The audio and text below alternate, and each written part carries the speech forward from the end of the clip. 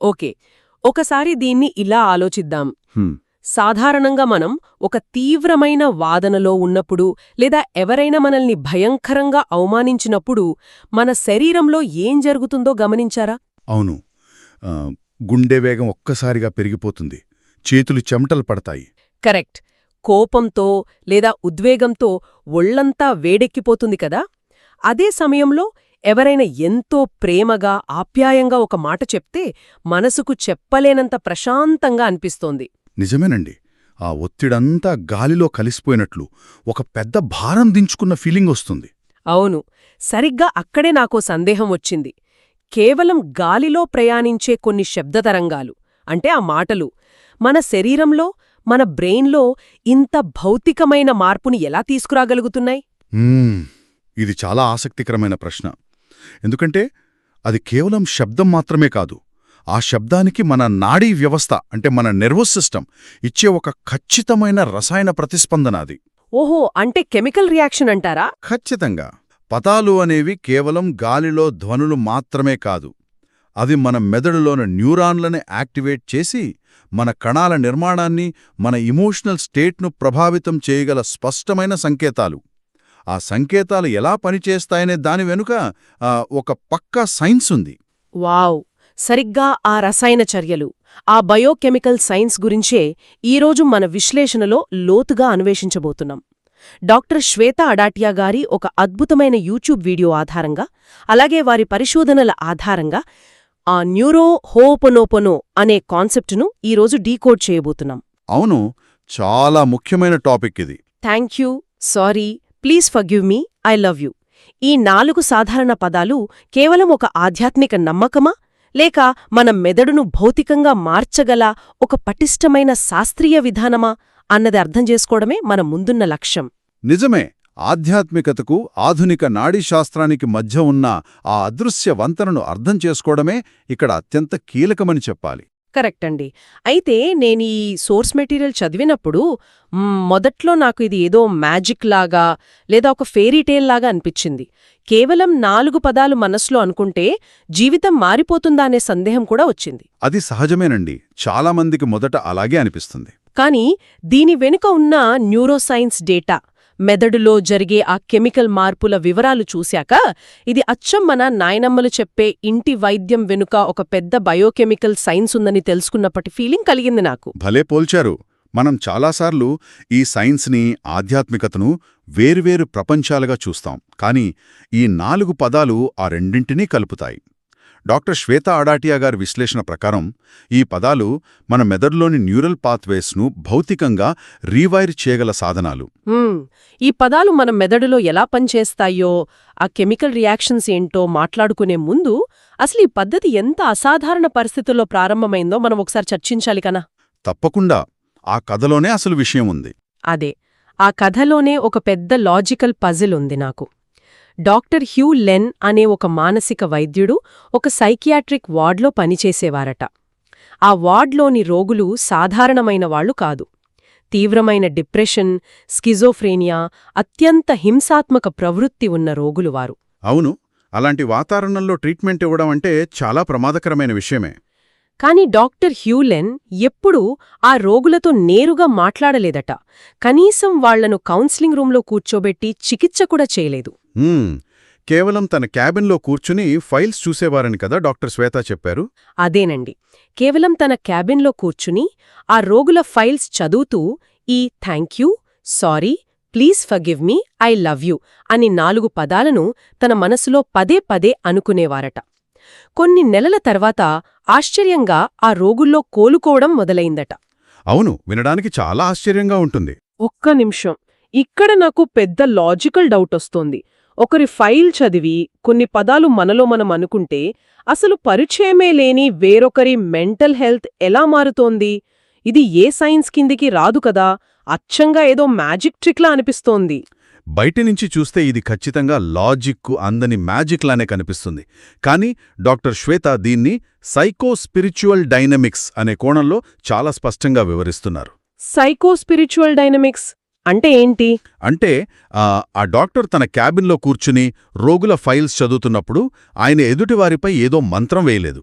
ఆ హింసాత్మకమైన చరిత్రను, ఆ భయానకమైన రోగుల వివరాలను చదువుతున్నప్పుడు ముందు తనలో కలుగుతున్న భయాన్ని, తీర్పును ఆయన గమనించారు. ఓహో, అంటే పేషెంట్స్ని జడ్జ్ చేయడం లేదా వాళ్ళని చూసి భయపడటం లాంటివా? కరెక్ట్. ఆ ఫైల్ చదివినప్పుడు తనలో ఉత్పన్నమైన ఆందోళనను తొలగించుకోవడానికి ఆయన ఆ 4 పదాలను తన కోసం తాను వాడుకున్నాడు. అబ్బా, అంటే ఆయన తన సొంత మెదడును, తన అంతర్గత స్థితిని క్లీన్ చేసుకున్నారన్నమాట. ఎగ్జాక్ట్లీ. ఆయన ఎప్పుడైతే తన లోపల ప్రశాంతంగా, పాజిటివ్గా, జడ్జ్మెంటల్ కాకుండా మారారో ఆటోమేటిక్గా ఆ రోగులతో, ఆ ఆస్పత్రి సిబ్బందితో ఆయన ఇంటరాక్ట్ అయ్యే విధానం పూర్తిగా మారిపోయింది. లాజిక్ అర్థమవుతోంది.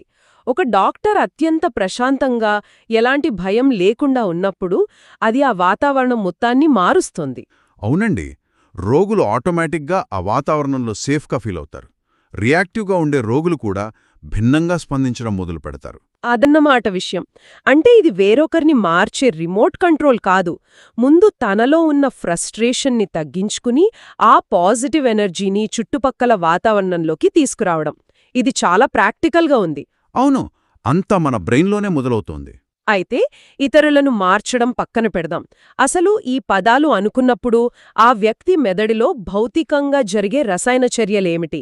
ఇక్కడే కదా అసలైన న్యూరోసైన్స్ స్టార్ట్ అయ్యేది. అవునండి. ఈ సోర్స్లో డాక్టర్ శ్వేత ఒక కేస్ స్టడీలాగా తన సొంత అనుభవాన్ని పంచుకున్నారు. అది చూస్తే మనకింత క్లియర్గా అర్థమవుతుంది. అవును, ఆ 25 ఇయర్స్ సుదీర్ఘ స్నేహం విడిపోయినప్పటి విషయం కదా. ఆ ఎమోషనల్ ట్రామా వల్ల ఆమె మెదడు తీవ్రమైన ఫైట్ ఫ్లైట్ లేదా ఫ్రీ స్థితిలోకి వెళ్ళిపోయిందని చెప్పారు. కరెక్ట్. ఎవరినీ నమ్మలేని పరిస్థితి. అలాంటి సమయంలో ఆమె ఈ 4 పదాలను ఎలా ఆశ్రయించారో చెప్పారు. అసలు ఈ ఫైట్ ఆర్ ఫ్లైట్ అనేది మన మెదడులోని ఎమిగ్డాలా అనే భాగానికి సంబంధించింది. ఎమిగ్డాలా అంటే మన బ్రెయిన్లోని అలారం సిస్టమ్ లాంటిదా? ఖచ్చితంగా. ఏదైనా ప్రమాదం ఉన్నప్పుడు లేదా తీవ్రమైన ఎమోషనల్ దెబ్బ తగిలినప్పుడు ఈ ఎమిగ్డాలా వెంటనే యాక్టివేట్ అవుతుంది. డాక్టర్ శ్వేత సూచించిన మొదటి పదం ఐ లవ్ యూ. ఈ పదం చెప్పినప్పుడు ఏం జరుగుతుంది బ్రెయిన్లో? మనల్ని తీవ్రంగా బాధపెట్టిన వ్యక్తిని లేదా ద్వేషించే వ్యక్తిని తలుచుకుంటూ ఈ పదం చెప్పినా సరే మన మెదడులోని నాడీ వ్యవస్థ వెంటనే ఆక్సిటోసిన్ అనే హార్మోన్ను విడుదల చేస్తుంది. ఆక్సిటోసిన్ అంటే ప్రేమ, నమ్మకం లాంటివి కలిగించే కెమికల్ కదా? అవునండి. ఈ కెమికల్ రిలీజ్ అవ్వగానే నువ్వు సురక్షితంగా ఉన్నావు, భయపడాల్సిన అవసరం లేదు అనే సిగ్నల్ మెదడుకు వెళ్తుంది. ఆ సిగ్నల్ అందిన వెంటనే ఆ ఓవర్ యాక్టివ్గా ఉన్న అమిగ్డాలా మెల్లగా శాంతించడం మొదలవుతుంది. వావ్! ఇది వినడానికి భలే ఉందండి. అంటే కోపంతో రగిలిపోతున్న అమిగ్డాలా అనేది ఓవర్ హీట్ అయిన ఒక కార్ ఇంజిన్ లాంటిదైతే ఐ లవ్ యూ అనే పదం ఆ ఇంజిన్కు పోసే కూలెంట్లా పనిచేస్తుందన్నమాట. ఆ ఇంజిను మరియు కూలెంట్ పోలిక చాలా పర్ఫెక్ట్గా సరిపోతోంది. ఆ ప్రాసెస్ను అర్థం చేసుకోవడానికి ఇంతకంటే మంచి ఉదాహరణ లేదు. థాంక్యూ. మరి అమిగ్డాలా శాంతించిన తర్వాత కూడా ఆ ఒత్తిడి శరీరంలో ఇంకా మిగిలే ఉంటుంది కదా? అక్కడే రెండవ పదం సారీ లేదా ప్లీజ్ ఫర్గివ్ మీ అనేది పనిచేస్తుంది. ఒక సంఘటన జరిగినప్పుడు మన శరీరంలో ఒత్తిడిని పెంచే కార్టిసాల్, అడ్రినలిన్ లాంటి స్ట్రెస్ హార్మోన్లు చాలా ఎక్కువగా రిలీజ్ అవుతాయి కదా? అవును, హార్ట్ బీట్ పెరగడం లాంటివి వీటి వల్లే కదా వస్తాయి. కరెక్ట్. మనం ఎప్పుడైతే మనలో మనం ఒకరిని క్షమించినట్లు ఫీల్ అవుతామో లేదా క్షమాపణ అడుగుతామో ఆ అంతర్గత యుద్ధం ఆగిపోతుంది. ఆ ఆక్రోశం ఆగిపోయిన వెంటనే మెదడు ఈ స్ట్రెస్ హార్మోన్ల ఉత్పత్తిని ఆపేస్తుంది. ఓహో, అంటే ఆ ఓవర్ హీట్ అయిన ఇంజన్కు మరింత వేడిని పుట్టించే ఇంధనాన్ని మనం అక్కడికక్కడే కట్ చేస్తున్నామన్నమాట. అదే ఆ ఫ్యూయల్ సప్లైని కట్ చేసినట్లే. అద్భుతం. స్ట్రెస్ హార్మోన్ల ఫ్యాక్టరీని ఈ క్షమాపణ అనేది షట్డౌన్ చేస్తోందన్నమాట. మరి మూడవ పదం థ్యాంక్యూ సంగతేంటి? ఇంజన్ కూలైంది, ఇంధనం ఆగిపోయింది. ఆ తరువాత ఈ కృతజ్ఞతాభావం మెదడులో ఎలాంటి మ్యాజిక్ చేస్తుంది? ఇక్కడే మెదడులోని అత్యంత ముఖ్యమైన భాగం రంగంలోకి దిగుతుంది. అదే ప్రీఫ్రంటల్ కార్టెక్స్. ఇది బ్రెయిన్ ముందు భాగంలో ఉంటుంది కదా? అవునండి. లాజికల్గా ఆలోచించడానికి, సరైన నిర్ణయాలు తీసుకోవడానికి ఇదే కేంద్రం. కృతజ్ఞతా భావం అనేది ఈ ప్రీఫ్రంటల్ కార్టెక్స్ పైన నేరుగా ప్రభావం చూపిస్తుంది. జరిగిన చెడు సంఘటనల్లో కూడా మనం ఏదో ఒక పాఠం నేర్చుకున్నామని ఫీల్ అయ్యి థ్యాంక్యూ చెప్పినప్పుడు సెరటోనిన్ అనే న్యూరోట్రాన్స్మిటర్ విడుదలవుతుంది. సెరటోనిన్ అంటే మూడ్ని బ్యాలెన్స్ చేసే రసాయనం కదా? అవును. అమిగ్డాలా కంట్రోల్లో ఉన్నంతకాలం మనం ఎమోషనల్గా కోపంతో నిర్ణయాలు తీసుకుంటాం. కాని కృతజ్ఞత ద్వారా ప్రీఫ్రంటల్ కార్టెక్స్ యాక్టివేట్ అవ్వగానే ఆ సంఘటనతో ఉన్న ఎమోషనల్ అటాచ్మెంట్ తెగిపోయి సమస్యను లాజికల్గా చూడగలుగుతాం. అంటే భయాన్ని తగ్గించి, ఒత్తిడిని ఆపి, మళ్ళీ లాజికల్గా ఆలోచించేలా బ్రెయిన్ను రీబూట్ చేయడానికి ఈ పదాలు ఒక సీక్వెన్స్ లాగా పనిచేస్తాయన్నమాట. ఈ కెమికల్ ప్రాసెస్ అంతా వింటుంటే నాకో ఆలోచనొస్తోంది. చెప్పండి, ఏంటది? మనమేదైనా పనిలో బిజీగా ఉన్నప్పుడు లేదా ఆఫీస్ వర్క్లో ఫోకస్గా ఉన్నప్పుడు మెదడు చాలా ప్రశాంతంగానే ఉన్నట్లు అనిపిస్తుంది కదా? అవును, వర్క్లో ఉన్నప్పుడు పెద్దగా ఆలోచనలు రావు. కానీ రాత్రి నిద్రపోవడానికి ప్రయత్నించినప్పుడు లేదా ఏ పనీ చెయ్యకుండా సోఫాలో ఖాళీగా కూర్చున్నప్పుడే మనకు రాని ఆలోచనలన్నీ వస్తాయి. ఎప్పుడో 10 ఏళ్ల తరతం జరిగిన అవమానాలు లేదా రేపు ఉద్యోగం పోతుందేమో అనే భయాలు, ఇలా అనవసరమైన ఓవర్ థింకింగ్తో బ్రెయిన్ ఉక్కిరిబిక్కిరి అవుతోంది. అందరికీ ఎదురయ్యే సమస్య ఇది. అసలు పనిలో ఉన్నప్పటికంటే ఖాళీగా ఉన్నప్పుడే ఎందుకు ఈ నరకం కనిపిస్తోంది? ఈ ఓవర్ థింకింగ్ లూప్ను ఈ పదాలు ఎలా బ్రేక్ చేస్తాయిలో డాక్టర్ శ్వేత వివరించిన విధానం నన్ను చాలా ఆశ్చర్యపరిచింది. ఆ ఖాళీ సమయంలో మన మెదుళ్ళలో యాక్టివ్గా ఉండే నెట్వర్క్నే నాడీశాస్త్రంలో డీఫాల్ట్ మోడ్ నెట్వర్క్ లేదా డిఎంఎన్ అంటారు. డిఎంఎన్ అంటే బ్రెయిన్కి పని లేనప్పుడు ఆన్ అయ్యే నెట్వర్క్ అంటారా? అవునండి. పరిణామక్రమంలో మనిషి మనుగడ సాగించడానికి ఇది డెవలప్ అయింది. అంటే ప్రశాంతంగా ఉన్నప్పుడు కూడా చుట్టుపక్కల ఏవైనా ప్రమాదాలు పొంచి ఉన్నాయో అని విశ్లేషించడం దీని పని. కానీ ఇప్పుడు మనకు అడవిలో మృగాల భయం లేదు కదా. ఇప్పుడు భయాలన్నీ సోషల్ భయాలే. కరెక్ట్.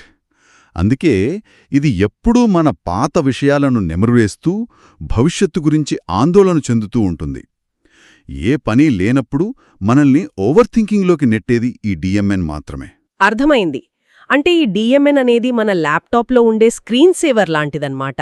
హహహ, అవును, ఖచ్చితంగా. మనం కీబోర్డ్ మీద ఏ పని చెయ్యినప్పుడు అదంతటా అదే ఆన్ అయిపోతుంది. కాకపోతే ఈ బ్రెయిన్ స్క్రీన్ సేవర్ అందమైన ఫోటోలను కాకుండా మనకు జరగబోయే చెడు దృశ్యాలను, మన ఫెయిల్యూర్స్ని మన కళ్ల ముందు ప్లే చేస్తుంటుంది కదా? అవునండి. ఆ స్క్రీన్ సేవర్ ఎప్పుడూ పాత ఫైల్స్నే చూపిస్తుంటుంది. సోర్స్ మెటీరియల్లో ఎఖార్డ్ టోల్ రాసిన పవర్ ఆఫ్ నౌ అనే ప్రసిద్ధ పుస్తకం గురించి కూడా డాక్టర్ శ్వేత ప్రస్తావించారు. పవర్ ఆఫ్ నౌ వర్తమానంలో జీవించడం గురించి చెప్తుంది ఆ బుక్ కదా? అవును. కానీ ఈ డిఎంఎన్ హైపర్ యాక్టివ్గా ఉన్నంతకాలం వర్తమానంలో జీవించటం అసాధ్యం. అత్యుత్తమ అథ్లీట్లు, గొప్ప నాయకులు ఈ డిఎంఎన్ను కంట్రోల్ చేయడంలో నిపుణులుగా ఉంటారు. వారు ఈ ఓవర్ థింకింగ్ లూప్ని కట్ చేసి ప్రస్తుత క్షణంలోకి రావడానికి లాంటి పదాలను వాడతారు. అంటే మనం ఖాళీగా కూర్చున్నప్పుడు మైండ్ ఆటోమేటిక్గా చెత్త ఆలోచనల్లోకి వెళుతుంటే వెంటనే అలర్ట్ అయ్యి ఈ thank you, sorry, forgive me, I love you అనే పదాలను మనసులో రిపీట్ చేయడం స్టార్ట్ చేయాలి. కరెక్ట్. అలా చేసిన వెంటనే ఆ నెగటివ్ కంప్యూటర్ స్క్రీన్ సేవర్ ఆగిపోయి కంట్రోల్ మళ్లీ మన లాజికల్ ప్రీఫ్రంటల్ కార్టెక్స్కు వెళ్తుంది. ఇదొక ఓవర్ రైడ్ స్విచ్ లాగా పనిచేస్తుందన్నమాట. ఇది తెలుసుకోవటం నిజంగా ఒక పవర్ఫుల్ టూల్ మన చేతిలో ఉన్నట్లే కదా? ఇంతవరకు జరిగిన విశ్లేషణను చూస్తే మెదడులో రసాయనాలు మారుతున్నాయి, అమిగ్డాలా శాంతిస్తోంది, డిఎంఎన్ ఆఫ్ అవుతోంది అని మనం బయోలాజికల్ ప్రాసెస్ గురించి మాట్లాడుకున్నాం. అవునండి. ఇదంతా బాగానే ఉంది. కానీ నాకో సందేహం. అదంతా మెదడు లోపల జరిగేది కదా, మన కంటికి కనిపించదు.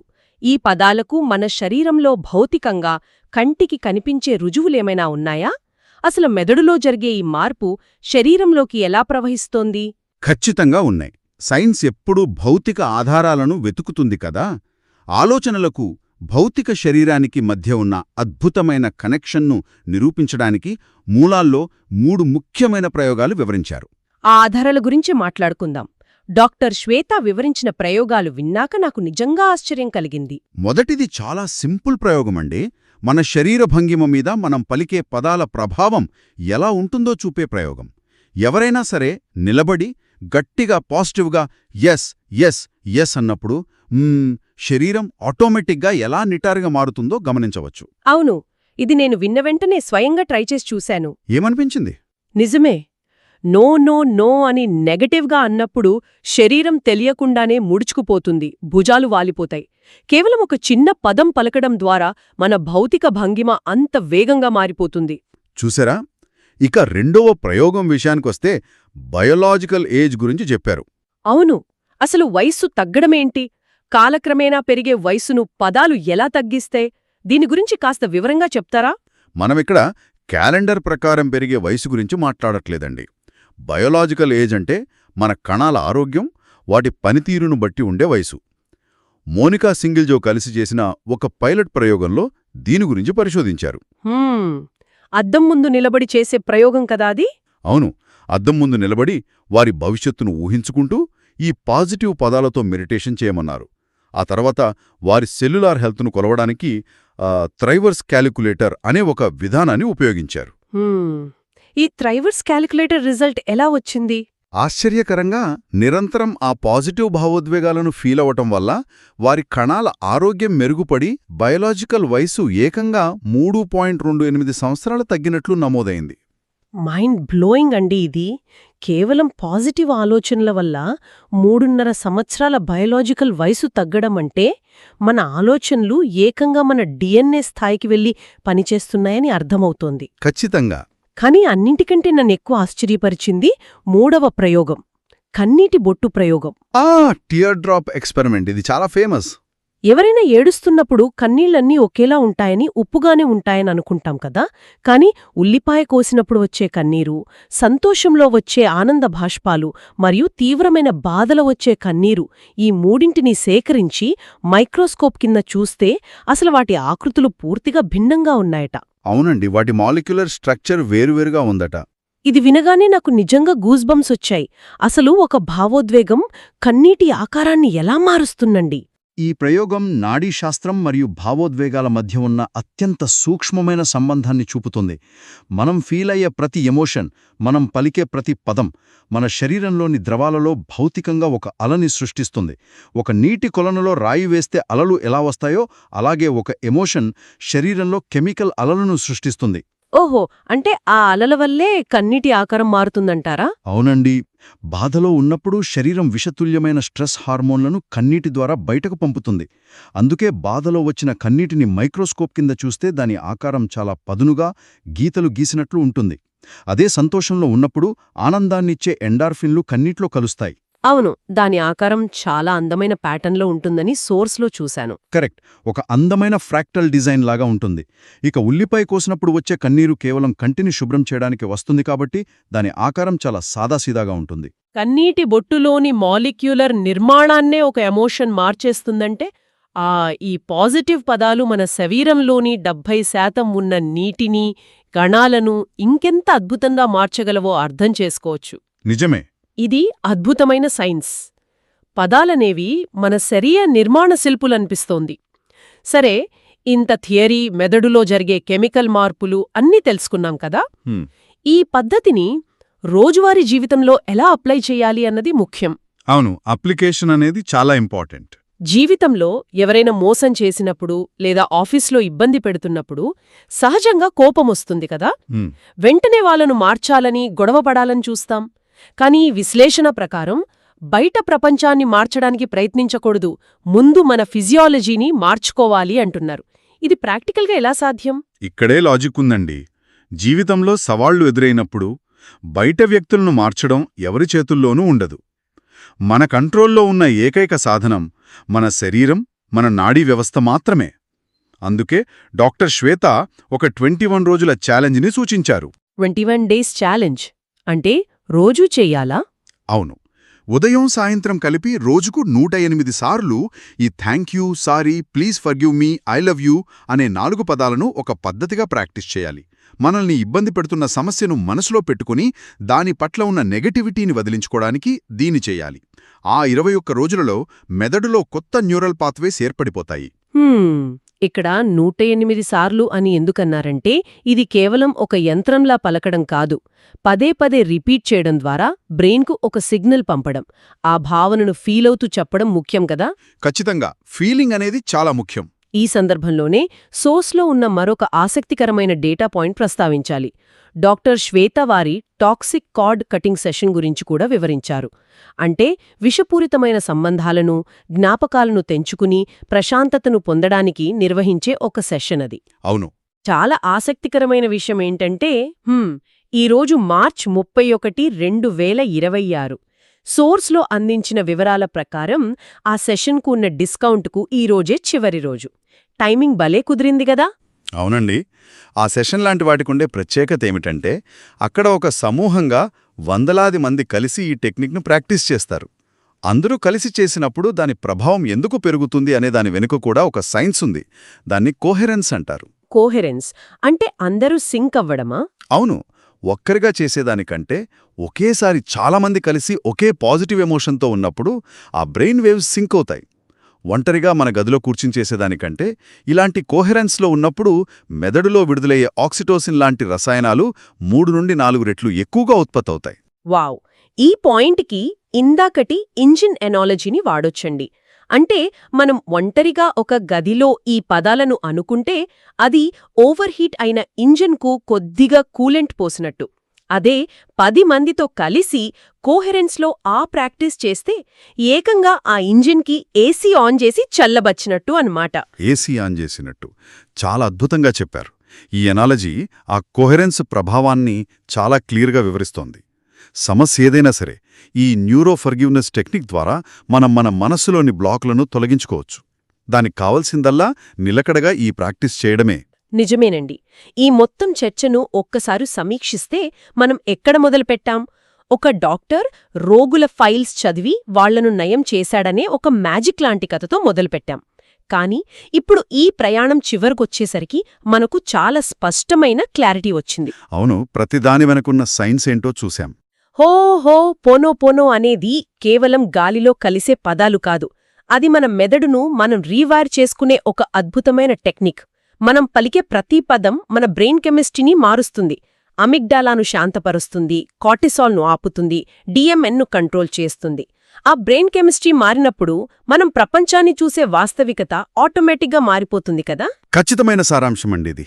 ఎప్పుడైతే మనం పశ్చాత్తాపం, కోపం లాంటి ఫైట్ ఆర్ ఫ్లైట్ మోడ్ నుంచి బయటకు వచ్చి ఈ 4 పదాల ద్వారా కృతజ్ఞత అనే మోడ్లోకి వెళతామో అప్పుడు నిజంగానే మన మెదడు తన పూర్తి సామర్థ్యంతో పనిచేస్తుంది.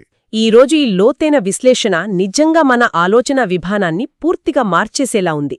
అయితే ఈ విశ్లేషణ ముగించే ముందు నా మైండ్లో బలంగా రిజిస్టర్ అయిపోయిన వినేవారిని ఆలోచింపజేసే ఒక ప్రశ్నను పంచుకోవాలి. తప్పకుండా చెప్పండి. కేవలం మనసులో 4 పాజిటివ్ పదాలు అనుకోవటం వల్ల మన బయోలాజికల్ వయస్సు సంవత్సరాల మేర తగ్గిపోతుందంటే, అలాగే మన కన్నీటిబుట్టు ఆకృతే ఒక అందమైన డిజైన్లా మారిపోతుందంటే, అదే నిజమైతే రోజువారీ జీవితంలో మనకు తెలియకుండా మనలో మనమనుకునే వేలాది నెగటివ్ ఆలోచనలు, చెప్పని ద్వేషపూరిత మాటలు, లోపల దాచుకున్న కోపాలు ప్రతిక్షణం మన కణాల నిర్మాణాన్ని, మన డిఎన్ఏని ఇంకెంత భయంకరంగా డ్యామేజ్ చేసుంటాయో కదా. మనకు తెలియకుండానే మనం మనకు ఇంకెంత హాని చేసుకుంటున్నామో ఒక్కసారి ఆలోచించండి. అది ప్రతి ఒక్కరూ తమను తాము లోతుగా ప్రశ్నించుకోవాల్సిన అంశమండి. ఆ నెగటివ్ మాటలు ఎంత భౌతిక నష్టాన్ని కలుగజేస్తున్నాయో అర్థమైతే మన మాటల పట్ల మనకే ఒక స్పృహ వస్తుంది. అవునండి. ఎప్పుడూ ఇతరులను వేలెత్తి చూపే బదులు ముందు మన లోపల ఉన్న వాతావరణాన్ని ఈ 4 పదాలతో సరిచేసుకోవటం ఎంత పవర్ఫుల్ అనేది డాక్టర్ శ్వేతాగారి డేటా ద్వారా అద్భుతంగా అర్థమైంది. మాతో పాటు ఈ ఆసక్తికరమైన ప్రయాణంలో పాల్గొన్నందుకు వినేవార్ అందరికీ పేరుపేరున కృతజ్ఞతలు. మీ అంతర్గత ప్రపంచం ప్రశాంతంగా ఉండాలని కోరుకుంటూ మరో ఆసక్తికరమైన లోతైన విశ్లేషణతో మళ్ళీ కలుద్దాం. అంతవరకు సెలవు.